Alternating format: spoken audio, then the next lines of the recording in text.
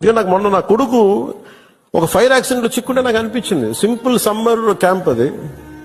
Fire యాక్సిడెంట్లో చిక్కుకుంటే పక్కన ఉన్న ఒక బిడ్డ చనిపోయింది, ఇంకో పక్కన ఉన్న బిడ్డ ఒక మొత్తం కాళ్ళు చేతులు మొత్తం కాలిపోయినాయి.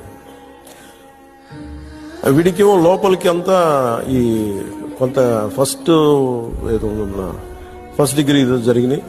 నా కొడుక్కి అర్ధరాత్రి పూట లేచి ఆ మేడపై నుంచి పడిపోతున్నాడు, కళ్ళు వస్తాయండి. సైకాలజిస్ట్ చూపిస్తున్నాడు. అలాంటిది మధుసూదన్ గారి పిల్లల్ని చనిపోయిన ఇన్ని కుటుంబాల తాలూకు మీరు వాళ్ళు ఆలోచించండి. వాళ్ళు పడుకుంటే నిద్ర పడద్దా?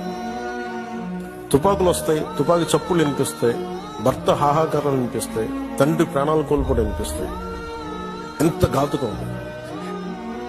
ఒకటి చనిపోవడం, ప్రాణాలు కోల్పోవడం ఒకటైతే మానసికంగా దాన్ని తేరుకొని బయటికి రావడం చాలా చాలా కష్టం.